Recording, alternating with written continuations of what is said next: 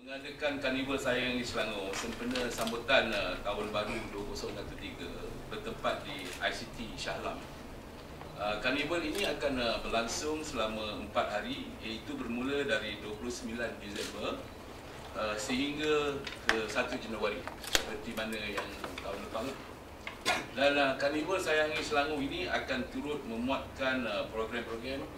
supaya dianya dapat disertai oleh seluruh rakyat Selangor, terutama pada kali ini sasaran kita adalah kepada golongan belia dan muda,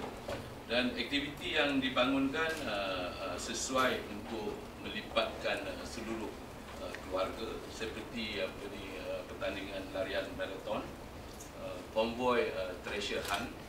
lepas tu kita ada pameran produk Satu Malaysia, dan kita akan menyediakan pameran kerjaya dan juga pameran produk Barisan Nasional Selangor sendiri, serta permainan keluarga yang melibatkan kanak-kanak, iaitu paintball, laser tag, go-kart, futsal, gerai jualan, serta persembahan artis dan juga kebudayaan. Selain daripada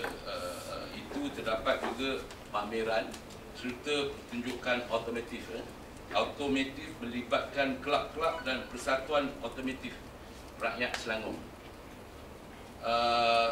Kita berharap supaya rakyat Selangor sekali lagi boleh turut serta di dalam melibatkan diri dalam Karnival Sayangi Selangor kali ini. Kita menjangkakan bahawa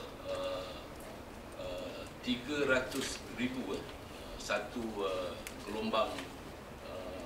yang dapat dibangkitkan dan melibatkan kepada golongan muda dan belia untuk menyertai Karnival Sayangi Selangor ini bagi mempamerkan sokongan kembali kepada Barisan Nasional di negeri Selangor, dan ini merupakan satu jangkaan yang bukan di luar biasa kerana berasaskan kepada sambutan tahun lepas mendapat sambutan yang cukup memberangsangkan hampir 200,000 telah pun menyertai